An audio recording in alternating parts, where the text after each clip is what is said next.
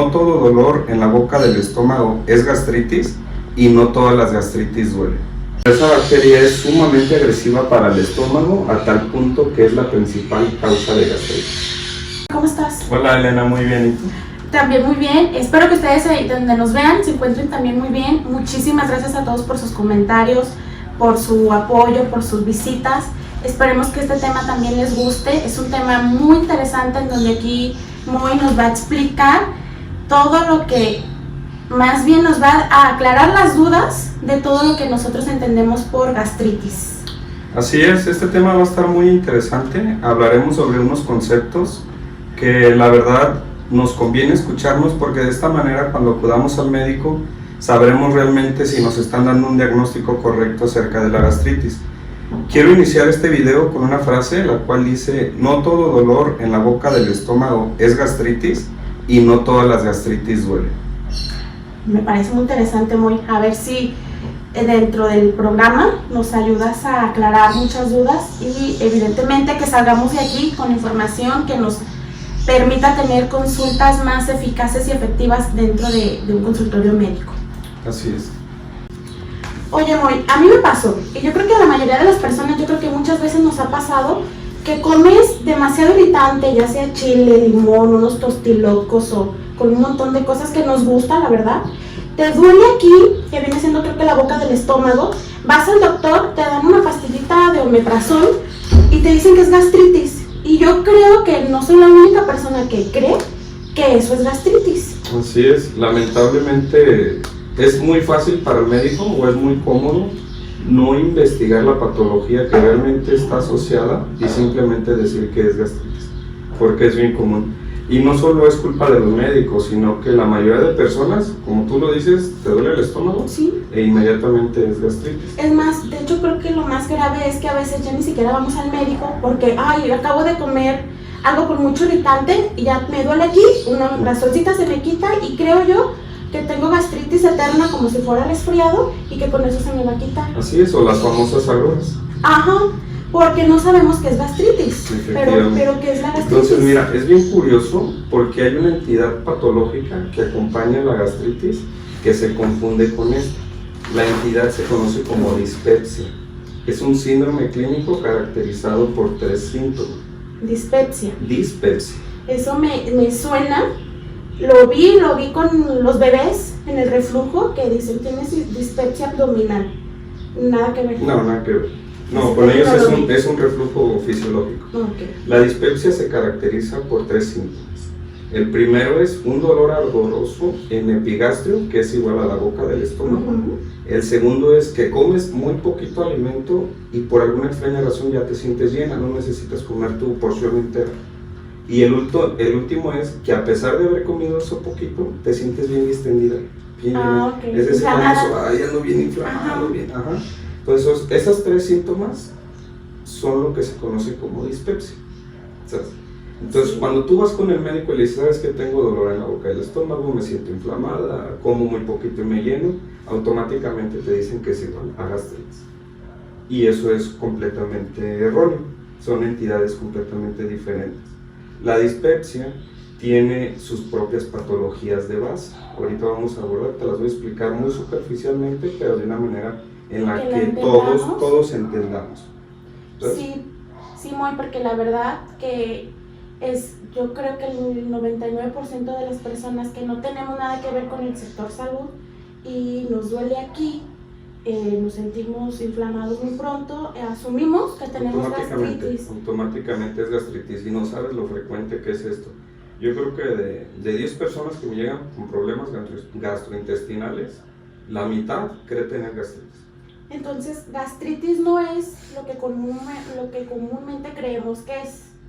O sea, el ardor, el dolor no es gastritis. No. Ahorita vamos a ver bien hablar de la gastritis, pero me gustaría explicarte primero qué es la dispepsia. Sí, para una vez entender estas patologías, qué es lo que comúnmente todos tenemos, y ya con base a ello hablar de gastritis. ¿Te parece? Sí, Moy, me parece. Gracias. Oye, Moy, entonces para entender qué es una dispepsia. Como ya te lo mencioné, dispepsia tiene que ver con los 3 síntomas cardinales, ¿sabes? Dolor tipo ardoroso, que te llenes muy pronto y después de comer te sientes bien distante. Eso se le conoce como dispepsia, tal cual. Y lamentablemente o erróneamente es igual a gastritis. Que fíjate que ahorita que lo mencionas y me estoy acordando, a una de mis amigas tenía exactamente lo mismo y el diagnóstico fue gastritis. Gastritis. Bueno, pues es que sí es bien común. Entonces la dispepsia te lo voy a explicar superficialmente, las patologías que hay de base, para que todos lo entendamos un poquito más y así ya sepamos un poco más acerca de qué nos puede, o cuáles son las probabilidades de enfermedades que nos pueden estar afectando. Y creo incluso que podamos ir a una consulta médica, ya sea contigo, con un médico que no sea que esté a nuestro alcance, y poderle cuestionar. No, pues más que nada yo lo quiero hacer con el objetivo de que le cuestione. O sea, no es simplemente, yo voy con dolor en la boca del estómago para que el médico te diga automáticamente es gastritis. No quiero que lo cuestionen porque hay más cosas, hay más entidades aparte de la gastritis. Bueno, tú como médico y a lo mejor yo como paciente, poderme expresar de manera correcta para que el médico tenga un diagnóstico hacia mi salud ya más certero. Sí, efectivamente. Entonces, la dispepsia, que es el término correcto de este síndrome que te estoy hablando, se clasifica en dos tipos, en una dispepsia estudiada y en una no estudiada. ¿Cuál es la diferencia de una u otra? El hecho de que tengas un estudio de imagen o una endoscopia. De manera que si tenemos a 10 pacientes a los cuales ya se les realizó una endoscopia, se conoce como una dispepsia estudiada. Y cuando tenemos a otro grupo de pacientes que no se le ha hecho una endoscopia, es dispepsia no estudiada. Es lo que determina una y otra. Y fíjate, esto que te voy a comentar es como el origen del mal diagnóstico que se le da a la gastritis. De los 10 pacientes que se les hace la endoscopia, es decir, la dispepsia estudiada, escucha bien esto, el 70% la endoscopia es negativa, es decir, no hay causa. Es decir, es un paciente que tiene dolor en la boca del estómago, es un paciente que se llena muy rápido, es un paciente que se inflama mucho, pero con una endoscopia negativa. Y no tiene gastritis. No tiene gastritis ni ninguna entidad. Ahorita cuando hablemos ya bien de gastritis vamos a ver qué pasa con este grupo. El 70%.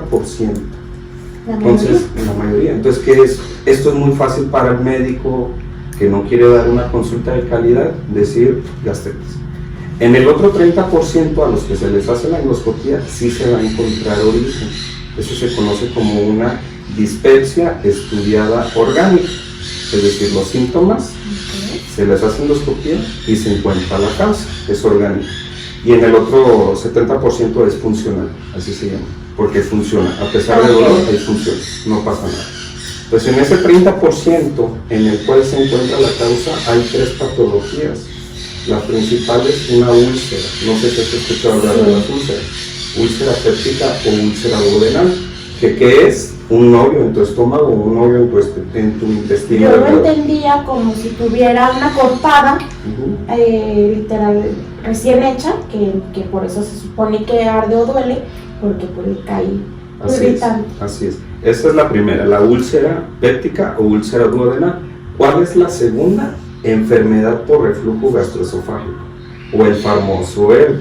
Ese paciente que refiere, es que siento algo, así como que me quemo hasta arriba, es ERG, así se llama, ERG o ERG, enfermedad por reflujo gastroesofágico, por sus siglas ERG o ERG. Y por último, en un porcentaje mínimo, pero en verdad muy mínimo, 2-3%, un adenocarcinoma o un cáncer de estómago, que es como la evolución natural de no atenderte una gastritis. Esto es muy importante. Entonces la gastritis, a lo que veo no es tan simple como siempre, o sea, no es tan a la ligera como en mi caso yo creía. Así es, no es tan a la ligera, o sea, el hecho de que tengas gastritis hay que buscar la causa y un tratamiento eficaz. Ahorita que hablemos bien de la gastritis vamos a ver los tipos que hay, porque no nomás hay una, hay varias gastritis. ¿Cómo crees? Qué padre. Hay muchas gastritis. Entonces, con base al tipo de gastritis que tengas, es como el manejo que se debe de llevar. Pero ahorita retomando un poco más el tema de la dispepsia, cómo saber a quién se les hace endoscopia y cómo saber a quiénes no se les hace endoscopia. Esto es una pauta muy importante. Lo principal es saber si tú ya te identificaste con esos síntomas, que tengas dolor en la boca del estómago, que te sientas muy distendida, que te llenes muy rápido, hay que identificar que no tengamos datos de alarma. ¿Cuáles son esos datos de alarma? Que seas mayor a 55 años. La edad es un factor de riesgo letal para tener un cáncer. No es lo mismo que tenga estos síntomas alguien de 30, a alguien más de 55 años. La otra es que tengas vómitos y esos vómitos vayan con sangre. Vomites y haya sangre. Otra es que haya pérdida de peso y un dolor que no se quita a pesar de omeprazol. Entonces en esos pacientes son candidatos a hacerse el estudio, a hacerse la endoscopia. Y ya así se sabe si hay una causa de origen, las 3 patologías antes mencionadas. En los pacientes jóvenes que no tengan estos datos de alarma, lo ideal es hacerse una prueba que se llama prueba para detectar el Helicobacter pylori o una prueba de aliento. Y tú me preguntarás, ¿qué es el Helicobacter pylori? Pues es una bacteria que todos, por el hecho de ser mexicanos, te aseguro que el 80-90% convivimos con esa bacteria. Pero esa bacteria es sumamente agresiva para el estómago a tal punto que es la principal causa de gastritis. Una bacteria. Una bacteria. Entonces, de detectarse la bacteria se tiene que dar un tratamiento de erradicación, así se llama, que consiste en una triple terapia: amoxicilina, claritromicina e inhibidor de bomba de protones u omeprazol. Así se llama este grupo. Y ya con esto se da por 14 días y hay que ver si remitió la enfermedad. Se repite la prueba. Si sale positiva, entonces hay algo más. Hay que hacer una endoscopia. Esos son como los 2 pasos. Pacientes de para la dispepsia, seguimos hablando de dispepsia, ¿verdad? Sí. Pacientes con factores de riesgo, automáticamente endoscopia. Pacientes que no tienen factores de riesgo, una prueba para el Helicobacter pylori. Se acaba el Helicobacter pylori, se acaba el problema. No se acabó el Helicobacter pylori, se hace endoscopia para ver qué más puede haber. Y fíjate que si yo hago memoria en mis consultas, salgo con gastritis con ese medicamento. Entonces el diagnóstico correcto debería de ser dispepsia. ¿Con qué medicamento? Con la amoxicilina. ¿Ya te dieron antibióticos? Sí. Amoxicilina, y omeprazol. Si te soy sincera, no me sé la fórmula más que de amoxicilina y de omeprazol. Probablemente si busco la receta va a coincidir con la receta que me dices. Eso es más que nada que tenías una gastritis secundaria a Helicobacter pylori. Así es. De estos conceptos, ¿tienes alguna duda? Hasta ahorita no. ¿Todo va bien? Espero seguir. Entonces, ¿la gastritis en sí qué es? La gastritis, el sufijo itis, gastro, es la mucosa gástrica. Itis o tis significa inflamación. Gastritis es igual a inflamación de la mucosa gástrica, pero la manera, o más bien la única manera de saber si está inflamada la mucosa es con una endoscopia y toma de biopsia. Es decir, tienen que entrar a tu estómago de lleno, tienen que tomar un pedacito del estómago y analizarlo en el microscopio. Solo en el microscopio, si tiene células inflamatorias, específicamente unos que se llaman polimorfonucleares o neutrófilos, se da el diagnóstico de gastritis. Si no tiene células inflamatorias es porque no está inflamada, y si no está inflamada es porque no es gastritis. Entonces, para saber que tienes gastritis, sí o sí te tienen que hacer eso. Efectivamente, la única manera de saber que tienen gastritis es con una biopsia, una endoscopia y toma de biopsia. Si ustedes acuden al médico y les hace la mención de que tienen gastritis sin tener una endoscopia previa, pues el médico realmente, o una de dos, o no sabe de lo que está hablando, o simplemente les quiere dar un diagnóstico fácil rápido y que para sacar la consulta. Entonces, fíjate, yo creía que como estamos en México, y en México todo el mundo lo sabe, que comemos mucho chile, pues les gusta la cerveza a algunos, el vino, las botanas aciditas. Sí, claro. Yo creía que era muy común que todas las personas tuvieran gastritis porque pues todos comemos eso. Eso sí influye, a eso sí te lo concedo. Influye mucho la mala alimentación. ¿Por qué? Porque el hecho de que exista inflamación en la mucosa significa que hay un desbalance entre las cosas que protegen la mucosa y las cosas que dañan la mucosa. Si tú le avientas al estómago más cosas que la dañan, va a ser superior a lo que la protege. ¿Sí me explico? Sí. Entonces eso sí influye muchísimo. Y entonces, ¿cómo nosotros podemos evitar tener gastritis o cómo nosotros, por producto de los malos hábitos, es que la estamos propiciando? Más que nada, cuando tú haces un periodo de ayuno prolongado, nosotros debemos de comer, por hacértelo simplificado, cada 4 horas el estómago debe de tener un alimento. Por eso es de no que copioso, existe, pero por eso es de que existe el desayuno, comida y cena y las 2 colaciones entre las comidas.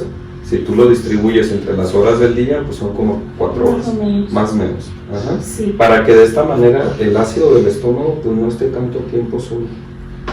Y obviamente ese alimento que le damos al cuerpo debe de ser un alimento, como lo mencionas, de los que protejan, y no me voy a comer a lo mejor una fruta que venden saliendo de cualquier dependencia o yo en mi trabajo, que te le ponen chile, chamoy, tajín, o sea, eso, aunque es un alimento, es de las que no protegen. Sí, te ayudan, pero en este caso, perdón, te afectan, pero en este caso te afecta el chile.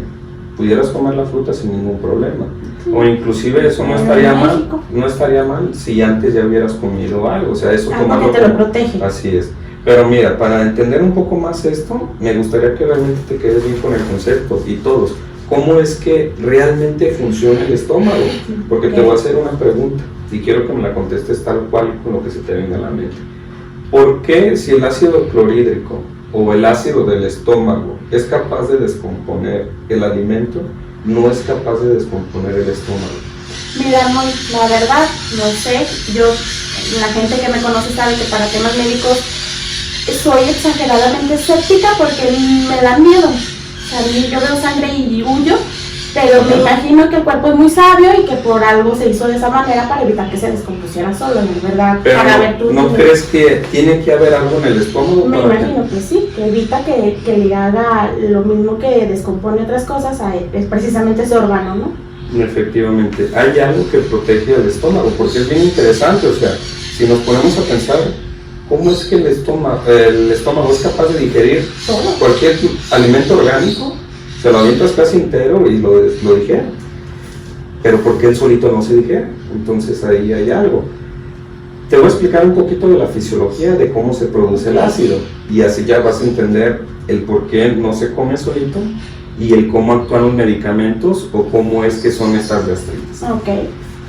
Es bien interesante porque la digestión empieza desde el primer momento en el que le damos un bocado a lo que sea. Desde que empieza la boca a moverse, el cerebro ya está mandando el estímulo al estómago de que se prepare porque ya va a caer alimento. No es de que caiga el alimento y ya después hay ya las 1000 que ya se echan a andar, no. La maquinaria se empieza a echar desde que hay, o sea, la verdad el cuerpo humano es una maravilla. Y es una de las cosas por las cuales estudié medicina, es una maravilla, yo quedé impactado. Pues haz de cuenta que en el momento en el que tú le das ese bocado a lo que sea, dentro del estómago hay una célula que se llama célula G, que produce gastrina, es la primera, hay 3, ¿sabes? Es la principal, gastrina. Esa gastrina, tú le das el bocado, la célula G produce gastrina, es el primer paso. Después de la gastrina, haz de cuenta que esa estimula a otra célula que se llaman mastocitos o glándulas que están ahí en el estómago y producen histamina, es el siguiente paso, gastrina, histamina. El tercer paso y el final es en la célula parietal del estómago, otro tipo de célula que ya produce el ácido clorhídrico. Entonces es gastrina, histamina y termina en ácido clorhídrico. Entonces desde el momento en que tú le das el bocado a lo que estés comiendo, se manda la señal al estómago, se produce gastrina, se produce histamina y se produce ácido clorhídrico. ¿Para qué? Para que el alimento se descomponga, sino cómo adquieres los nutrientes. Pero fíjate cómo hay un mecanismo tan importante que una vez que el pH baja, el potencial de hidrogeniones es muy bajo, es decir, hay mucho ácido, se inhibe la gastrina. O sea, la principal, la gastrina se inhibe, así ya no hay el siguiente paso a histamina y así ya no hay el siguiente paso al ácido clorhídrico. Así es como funciona la secreción del estómago. ¿Qué te parece? Uy, está muy interesante. Entonces, si desde un principio no está funcionando bien empieza con G, gastrina, ya las otras dos tampoco van a estar. Sí, si tú bloqueas un paso, ya no es el segundo, y ahí es donde actúan ciertos medicamentos. Es bien interesante ya sabiendo esto. Y entonces ahí, ¿qué es lo que nosotros debemos de hacer para hacer que nuestra gastrina Ajá. sí funcione bien para que en los Pues, o sea, eso casi no hay problemas en cuestión de... Existen muy pocas patologías que causen problemas con el ácido clorhídrico. A ver, Siempre... supongamos, ¿no? que toda la gente es igual que yo. Que yo me despierto y por alguna razón me desperté tarde, me voy a trabajar, pero no desayuné. Entonces desayuno de aquí a que puedo y ya cuando pude te estoy hablando que son las 2 de la tarde. Pero lo primeritito que me encuentro es a lo mejor una galleta. Así es. Quiero pensar que la galleta no es de los que me dañan, ¿o sí? Pues no, pero más bien aquí, es que mira, te voy a explicar, ya te expliqué cómo se produce el ácido.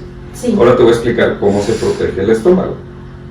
Y ya cuando veamos cómo se rompe ese equilibrio, vas a sacar tus conclusiones de qué te hace daño y qué no te hace daño. Sí, claro, para saber al menos que si es mi común de todos los días desayunar a las 2 de la tarde o echarme cualquier bocado en lo que puedo comer bien, pues al menos tratar de dañar lo menos que se pueda en el estómago. Efectivamente.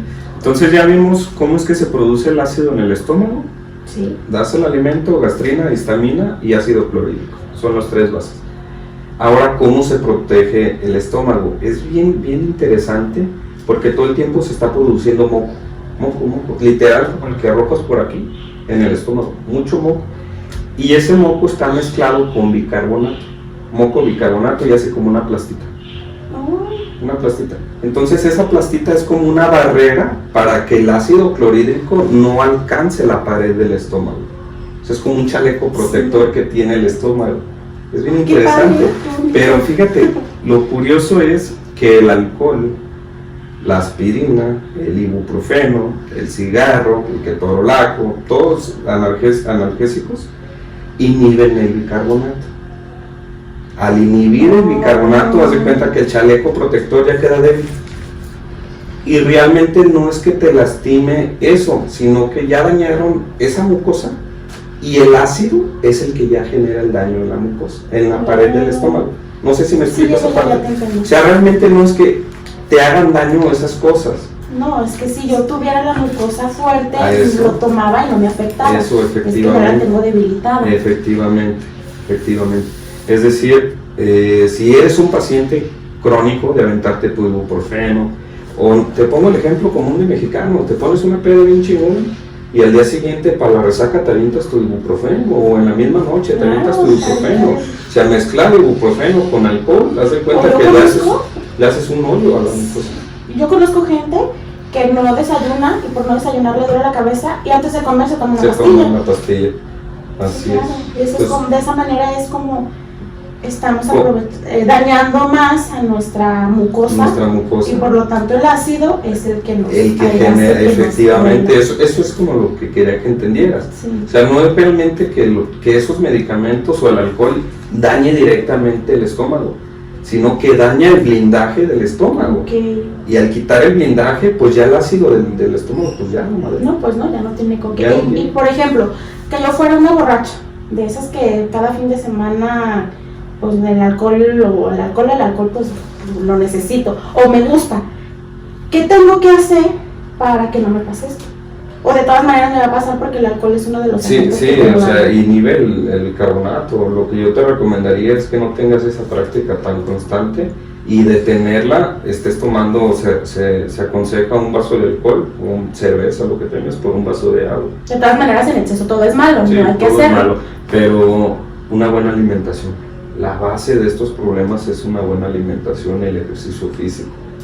Entonces, mira, Elena, ya explicándote un poco cómo funciona el ácido y cómo se protege del ácido, ¿no te gustaría aprender entonces cómo funcionan los medicamentos antiácidos? Claro, sí, yo creo porque que ya estando en este punto ya es muy fácil entenderlo.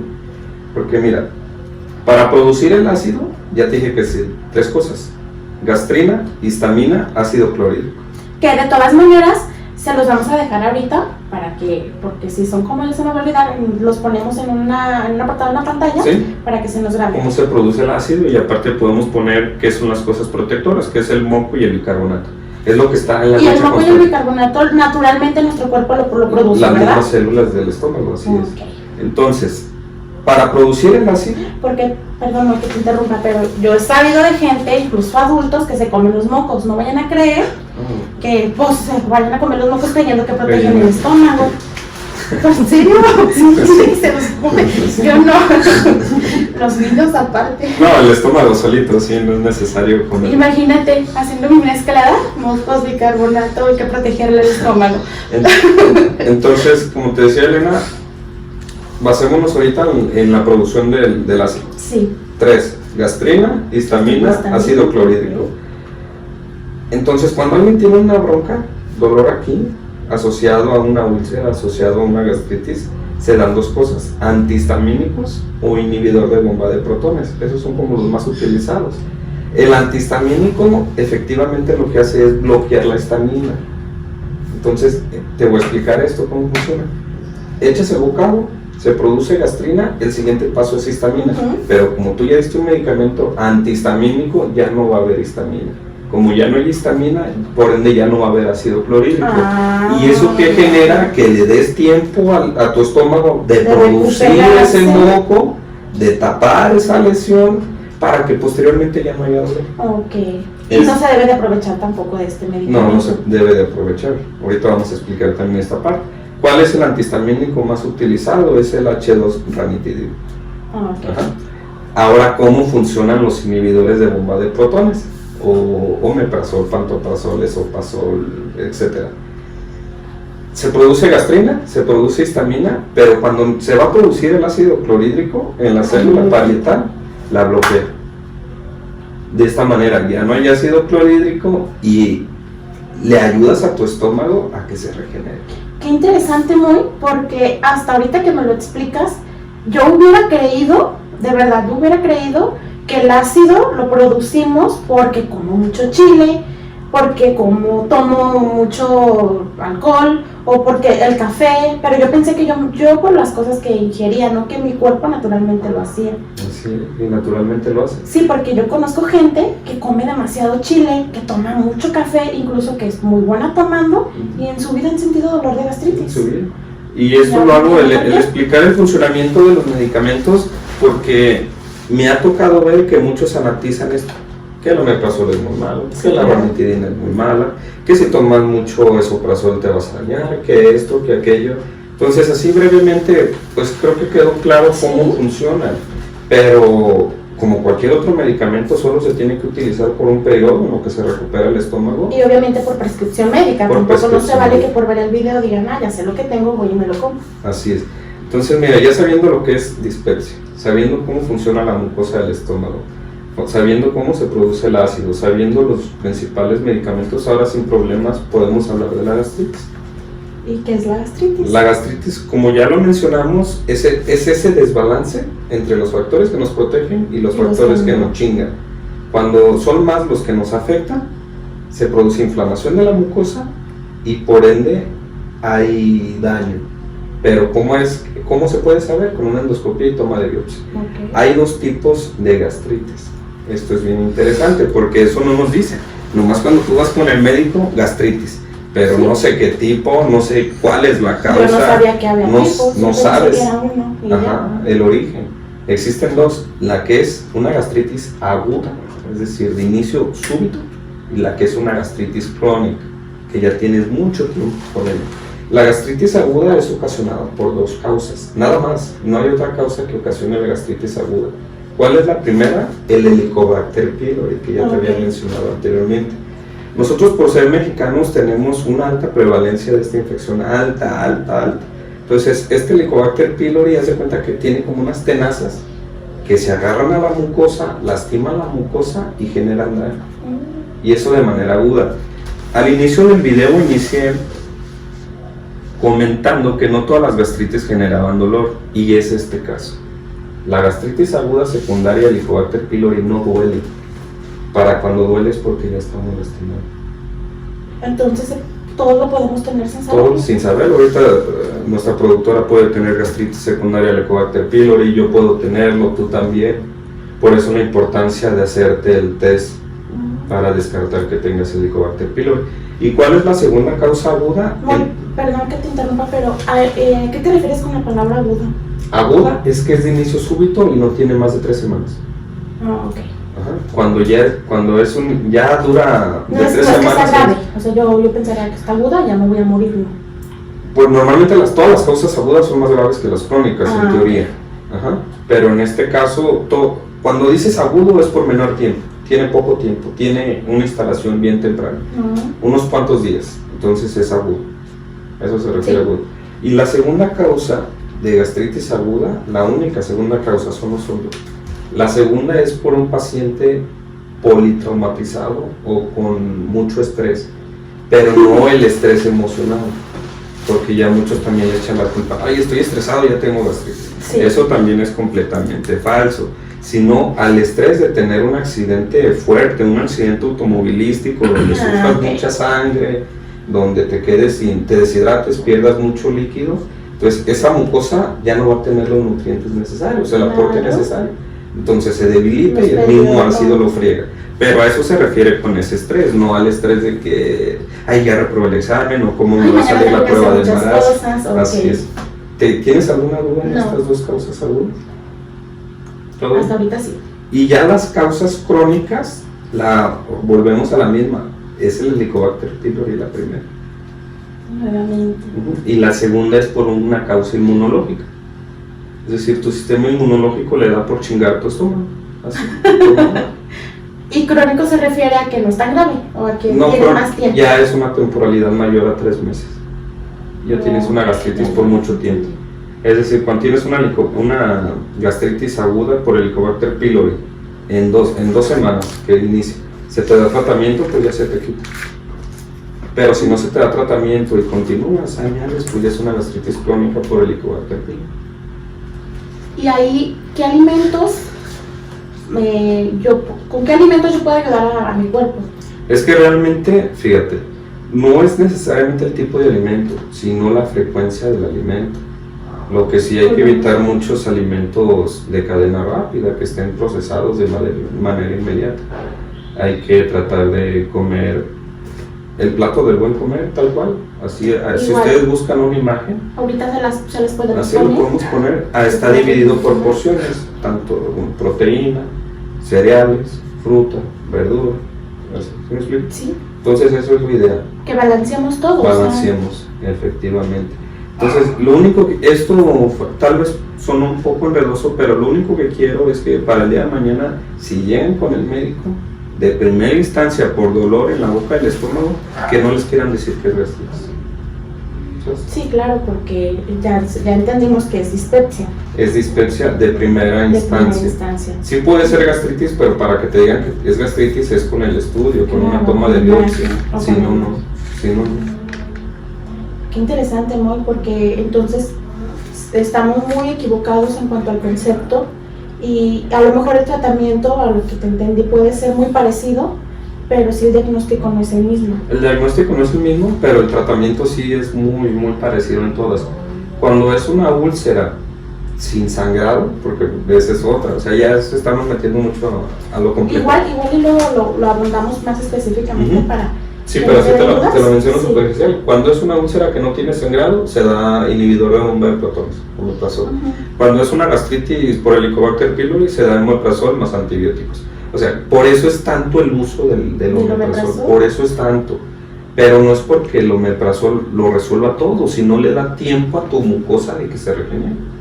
Una vez que se regenera, ya, suspenderlo. No y por eso es que te dicen que es antes de cada alimento y por un tiempo, un cierto periodo, porque te lo dan que por 7 días o por 14, dependiendo de... Los pacientes que tienen un consumo crónico de omeprazol pueden generar unas ciertas anemias, porque bloquean algo que se conoce como factor intrínseco. Esas ya son otras patologías, pero normalmente en esos pacientes lo que sucede es que, mira, son pacientes obesos, que tienen una alimentación, créeme, muy mala, comen 2 veces al día, pero en esas 2 veces quieren acabarse la cazuela. Y el peor error que cometemos es que nos vamos a la cama llenos. Ese es el peor error que cometemos. A ver si en otro programa nos ayudas como con hábitos alimenticios que nos pueden ayudar a regenerar nuestro cuerpo, porque a lo mejor no es que lo hagamos de manera consciente, sino que por ignorancia, pues seguimos rutinas y no nos damos cuenta que eso nos hace daño. Pues es que más bien, créeme que en México no hay educación para la ¿verdad? salud, No, en México. No hay. México tiene cosas bonitas, pero educación para la salud muy poca. No, Ojalá y que con el poco a poco de nuestros videos Sí. la gente pueda saber un poquito más y de esa manera cuidarnos para tener una calidad de vida mejor. Mejor. Sí, muchas gracias, Moy. No, por nada. Moy, muchas gracias. Espero que nos haya quedado muy claro lo que nos dijiste y la verdad muy bien explicado. Ahora yo ya tengo un concepto diferente, o al menos ya entendí el por qué el medicamento, cómo mi cuerpo solito regenera, sobre todo eso de la mucosidad. Pero muchísimas gracias por haber compartido con nosotros este tema.